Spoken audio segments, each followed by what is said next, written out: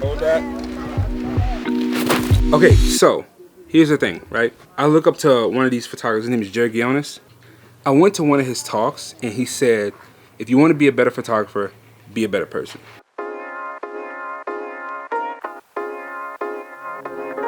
Yes, yeah. You guys are with me. And want the rest of this cookie?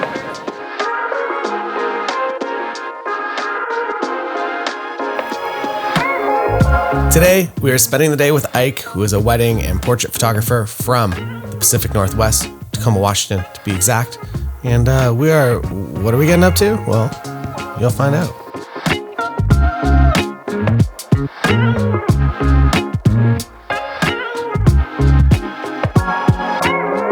We're out here, we made it to the ghost town, a little behind schedule, but it's okay because the sun's still pretty decently high up in the sky.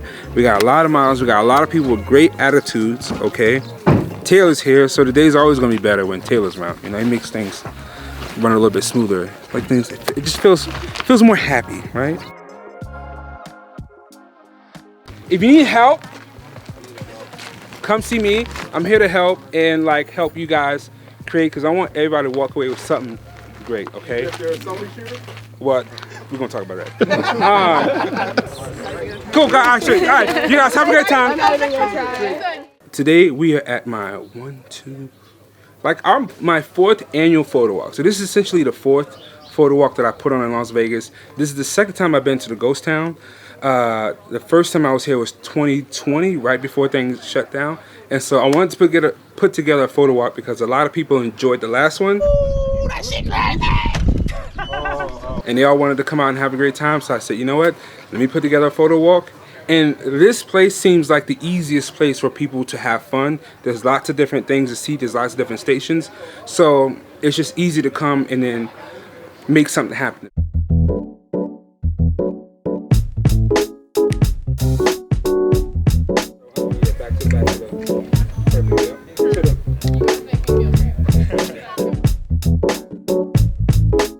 So, how I became a photographer. Technically, that is my wife's fault, okay? So, here's the deal. I've always been into video. Like, I was like the guy, I was gonna be the dad with the video camera at some point in time. And me and my wife got married, and we bought her a Nikon D40. And the reason she bought a D40 is because the Ashton Kutcher commercials. Back in the day, when Nikon used to do the marketing, the Ashton Kutcher commercials, she saw those. Oh, and it was the Nikon Town. They like where they gave a camera to everybody in town and printed. She saw that and was sold. So she was like, yeah, I want a Nikon. So we bought her a D40. It sat for a little while. Then she decided to pick it up a few years later. And then I saw how cool she was getting. Like she was getting really cool pictures and people started wanting to pay her. And I was like, well, I want to take pictures too. So I started coming out with my wife. And as she learned, I learned. So essentially she learned, taught me everything that she knew. And then now here we are like 12 years later. Almost, yeah, that's like, yeah, perfect. And then like lean, perfect. Hold that, that's perfect. Ooh. Where do you get the inspiration for your photo stance, your lunges? I'm a big fan of martial arts. And you know, I used to take karate back in the day for like a summer. So, you know, I can do the, yeah. And you know, I pride myself being flexible. So, you know, I just like to get in. And it helps the models loosen up when they see me. Because you see a guy like me, you don't expect that I can do a split. I can't do a split, but still, I can try to get close to it. So, yeah, that's what it is. Dang, see, I didn't get this good light like how you get. Oh yeah, that's it right there. What did you want to be when you were growing up? Did you ever think you'd be a photographer? No, I didn't. I don't even know what I wanted. You know what? I wanted to make video games. At some point in life, I was like, oh, I want to make video games when I grow up.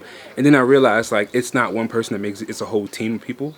And so I was like, yeah, that's not going to be me. I'm not making video games. Now, if apps were a thing, maybe I would have been like an app developer or something like that. But, fun fact, if I was going to be in the creative industry, especially in the wedding industry, because I shoot weddings for a living, if I was going to be a photographer, I would have been a DJ. That's my other, like, I love music. I love like for my videos, I love designing like a soundtrack for the videos. Like I put a lot of effort into that. So music's my thing. So I would have been a DJ if I wasn't a photographer.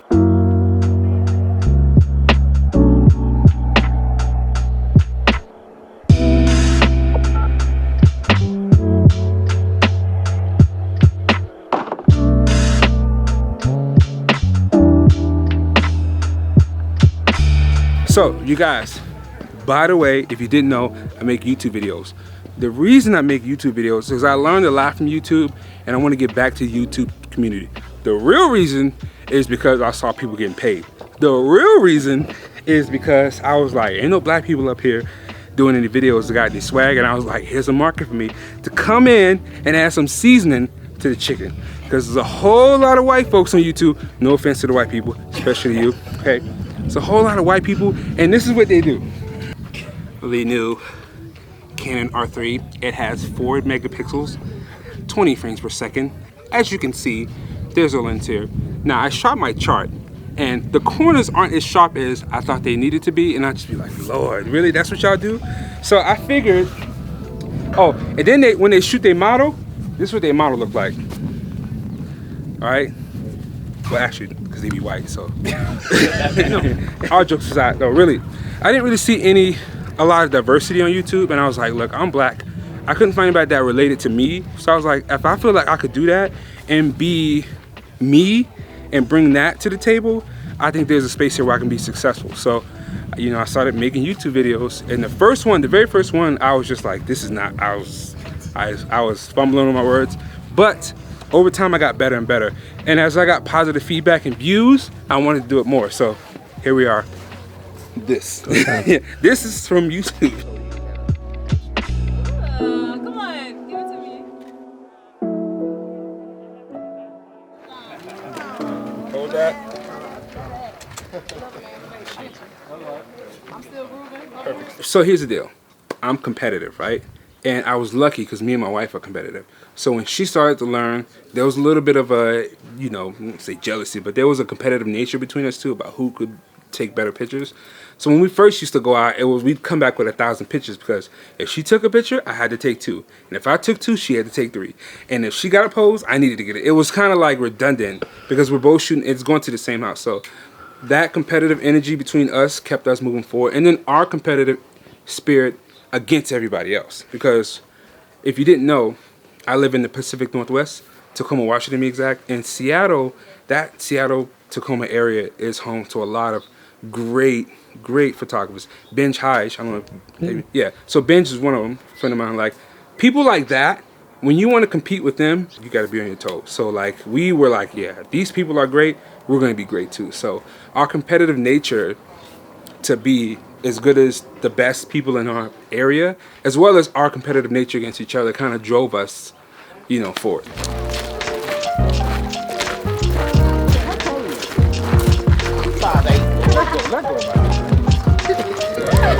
Man, Back up a little bit. Bring that down. Hold that. Bring it down a little bit more. back in the military. The flag, guide. Hold that.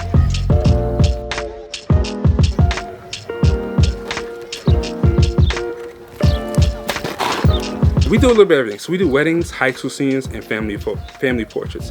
So over the years, we figured out what our strengths and weaknesses are.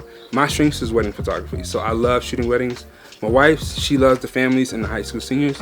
So if this was a shoot for a senior or a family, she'd kind of be in charge and I'd hold a reflector. If this is a wedding, I'm in charge and she's the second shooter type of thing.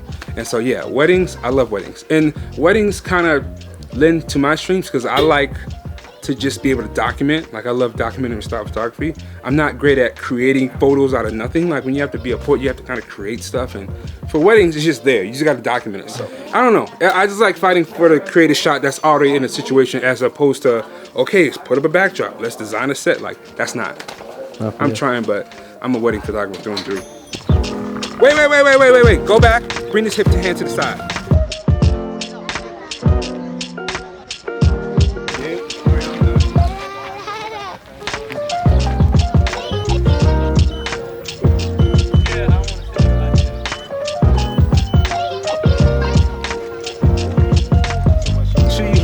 Button first and foremost, okay, and then leave a comment because engagement matters. And if you ain't subscribed, okay, subscribe before I have to say something not nice about you. So another thing that I like to do is go live on my shoots.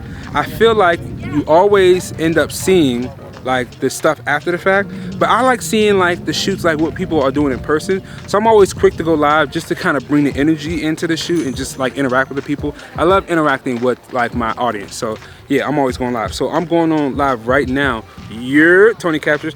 Check it out. Look at the people. Look at the folks. Look at David. David, you were out here last time. David was out here last time. David, I had to bring another YouTuber. You couldn't make it, so I brought I brought Taylor Jackson.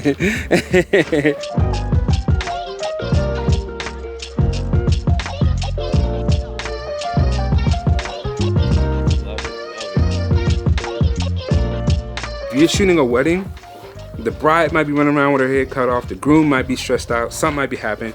But if you're like the pillar of light in the day, everything's gonna work out, because the cake's gonna get eaten, the flower's gonna die, the venue's gonna be arranged, everything's gonna be like used and abused or whatever. But your pictures are the pictures that are gonna be the things that are remembered. So as long as you have a good attitude and try to keep a good spirit about things, you'll be fine. And a lot of times people don't even care what good of it. Like people come to me like, you're doing a great job. You're like, you ain't even seen the photos. I mean, the photos are fire, but you ain't even seen the photos. And you telling me they're doing a great job. So if you make people feel good and they feel like you're doing a great job, you'll be good. No matter how good or bad you are, if people hired you, like just have a good spirit, have good energy, and shoot raw. Yeah, that sounds like a plug.